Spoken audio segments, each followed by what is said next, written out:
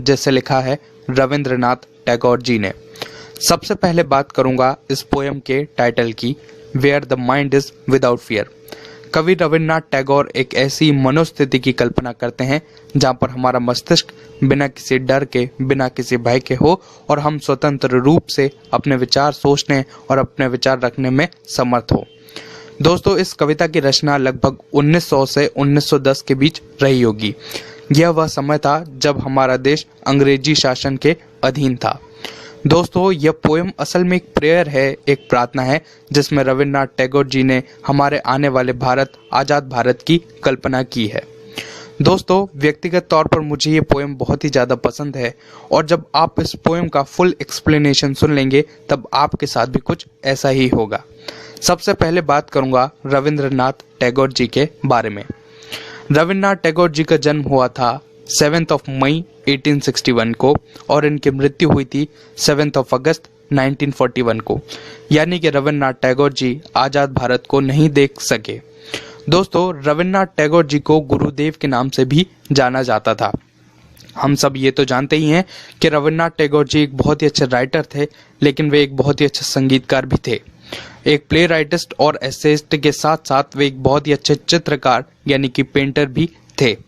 रविन्द्रनाथ टैगोर जी ने अपनी बहुत सारी कहानियाँ और अपनी बहुत सारी कविताएं अपने उपनाम यानी कि अपने पेन नेम से भी लिखी। उस समय उनका नाम हुआ करता था भानु सिंह ठाकुर। दोस्तों, रविन्द्रनाथ टैगोर जी पहले नॉन यूरोपियन व्यक्ति थे जिन्हें नोबेल पुरस्कार से नवाजा गया। 1913 में उन्हें गीतांजलि के लिए नोबेल पुरस्कार से नवाजा गया। गीतांजलि असल में पोएम्स का कलेक्शन है। दोस्तों, रविन्द्रनाथ टैगोर जी के कुछ बहुत ही फेमस और नोटेबल वर्क के बारे में बात कर लेते हैं, जैसे कि गीतांजलि, गौरा, जन गण मन, आमार सोनार बांग्ला, काबुलीवाला और भी अनेक प्रकार के इनके बहुत ही फेमस वर्क कहे जा सकते हैं। दोस्तों, एक सामान्य ज्ञान की बात मैं आपको यहाँ पर बताता हूँ। रविन्द्रनाथ टैगोर एकमात्र वो व्यक्ति हैं जिन्होंने 2 राष्ट्रों के लिए राष्ट्रगान लिखे। हिंदुस्तान के लिए लिखा जन गण मन और बांग्लादेश के लिए लिखा आमार सोनार बांग्ला। दोस्तों, अब आते हैं इस कविता पर। और दोस्तों, सबसे पहले मैं कविता की पंक्तियां पढ़ूंगा और उसके बाद एक्सप्लेनेशन दूंगा। ये पोएम अपने आप में एक मास्टरपीस है। Where the mind is without fear and head is held high, where knowledge is free. ये पहली 2 पंक्तियां। यहाँ पर कवि एक ऐसे भारत की कल्पना करते हैं जहाँ पर हम बिना किसी डर के, बिना किसी भय के हों और हम अपने विचारों को स्वतंत्र रूप से रख सकें।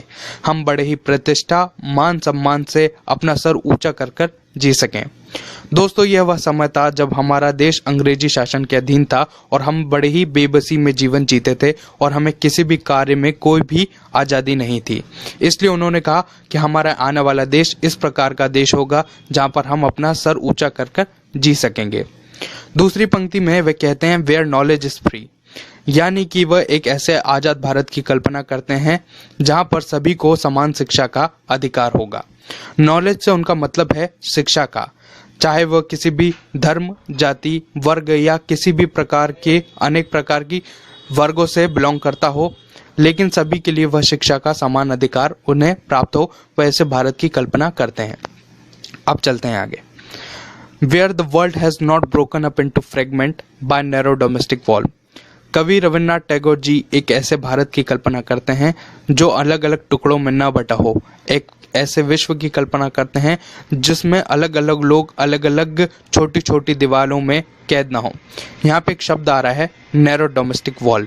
नैरो यानी कि बहुत ही ज़्यादा संकीर्ण, डोमेस्टिक यानी घरेलू और वॉल यानी दीवारें, यानी कि हम सभी आज भी अनेक प्रकार की अपनी छोटी छोटी दीवारों में ही कैद हैं, जैसे कि जाति, धर्म, वर्ग और अनेक प्रकार के भेदभाव, जैसे अमीरी, गरीबी और वर्ण व्यवस्था, रंग व्यवस्था, ऐसी अनेक प्रकार की छोटी छोटी दीवारों में आज हम कैद हैं।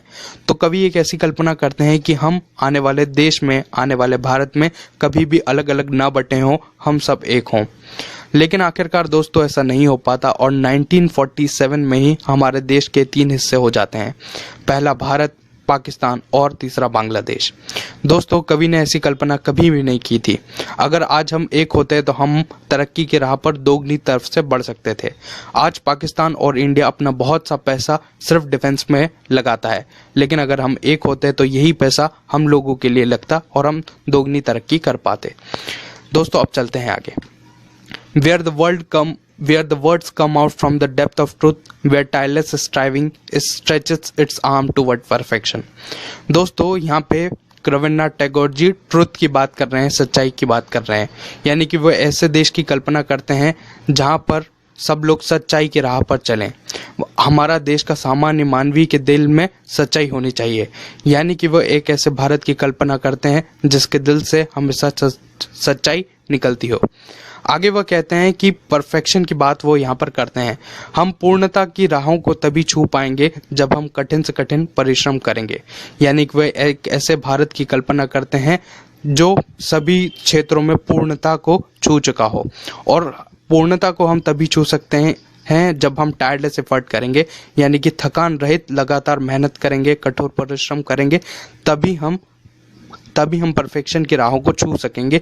स्ट्राइविंग स्ट्रेचेस आर्म से उनका मतलब है कठिन से कठिन परिश्रम करना अपने हाथों को फैलाकर, और ये तभी हो सकता है जब हम कठिन परिश्रम करें और अपनी पूर्णता की राहों को छू लेंगे। यानी कि आज़ाद भारत सभी क्षेत्रों में संपन्न होगा, वह एक ऐसी कल्पना करते हैं।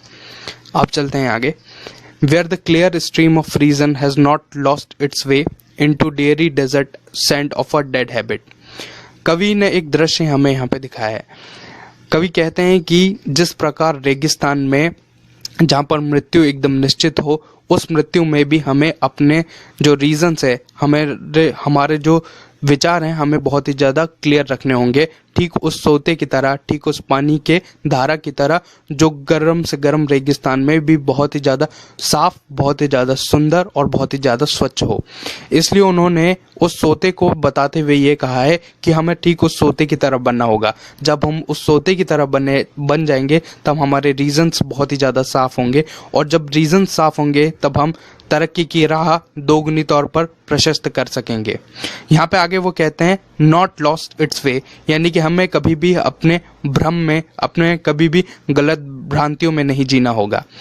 इसलिए वह कहते हैं कि हमारा जो रीज़न है देश के प्रति, वो एक बहुत ही क्लियर हमें माइंडसेट रखना होगा। आगे उन्होंने कहा है डेड हैबिट की बात की है। डेड हैबिट से उनका मतलब है सड़े गले रीति रिवाजों से, जिन्हें आज भी हम फॉलो करते हैं, जिनका पालन आज भी हम करते हैं। तो वे कहते हैं कि हमें उस क्लियर माइंडसेट रखना होगा और इन रीति रिवाजों को छोड़ते हुए हमें तरक्की की राह पर आगे बढ़ना होगा। अब चलते हैं आगे। Where the mind is led forward by the into ever widening thought and action। कवि एक ऐसे भारत की कल्पना करते हैं जहाँ पे ईश्वर खुद हमारा मार्गदर्शन करे, परमपिता परमेश्वर खुद हमारा मार्गदर्शन करें। वो कहते हैं कि हमारे थॉट्स और एक्शन एवर वाइडनिंग होने चाहिए, यानी कि हमें महान से महान विचार रखने होंगे, विशाल से विशाल विचार रखने होंगे। जिस प्रकार की हमारे विचार होंगे उसी प्रकार का हमारा एक्शन होगा। इसलिए कवि कहते हैं कि हमें महान विचार रखने होंगे। अब चलते हैं आगे। अंतिम पंक्ति है into that heaven of freedom my father let my country awake. कवि रविन्द्रनाथ टैगोर एक ऐसे देश की कल्पना करते हैं जो वाकई में स्वतंत्रता का स्वर्ग होगा, और वह परमपिता परमेश्वर से यह कामना करते हैं कि हमारा देश का सभी वासी जागृत हो जाएं और उनमें वह आज़ादी की लौ